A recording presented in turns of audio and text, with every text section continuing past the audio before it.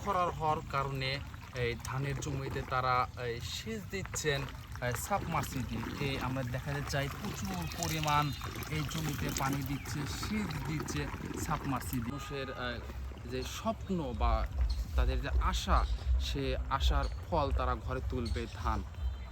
এই ধান তারা যে অল্প কিছুদিনের মধ্যেই তারা তাদের ঘরে তুলবে এবং তারা যে এই গ্রীষ্মর মাসে, বৈশাখ মাসে এই ধানগুলো কাটবে, আনন্দ উৎসবে পরিবারের সদস্যের সঙ্গে এই ধানের চাল তারা মাড়াই করবে। এই ধান মাড়াই করবে, মাড়াই করার পর এই চালগুলো তারা খাবে।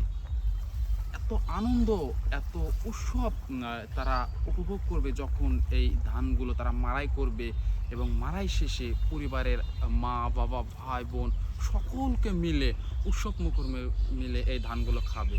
অপরদিকে এই গ্রীষ্মের এই ধানগুলো তারা যখন মাড়াই শেষে তারা যে একটা উৎসব করে থাকে, পিঠা উৎসব, পরিবারের পরিজন নিয়ে নতুন বছরে ধান কেটে মাড়াই করে তারা পিঠা উৎসব করে পরিবারের সদস্যদের সাথে।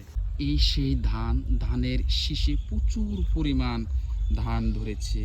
এটি অল্প কিছুদিনের ভেতরেই পেকে একদম হলুদ বর্ণ ধারণ করবে।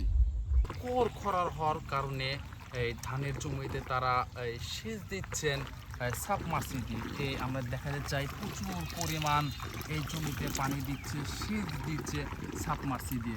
কেননা এই জমিতে প্রয়োজন, আপনারা তো জানেনই, যখন এই গ্রীষ্মের মাস এটি, এই মাসে প্রচুর পরিমাণ সিজন, এটা গ্রীষ্মের সিজন এটি, এই সময় প্রচুর পরিমাণ পানি দরকার।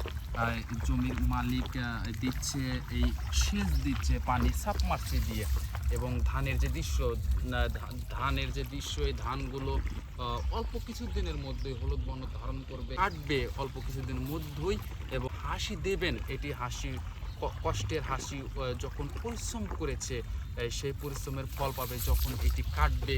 কৃষক কাটার পর যখন বাড়ি নিয়ে যাবে, মাড়াই করবে, তখনই সেই হাসিটি ফুটবে সেই কৃষকের। এটি হচ্ছে সাকসেস, কৃষকের হাসি।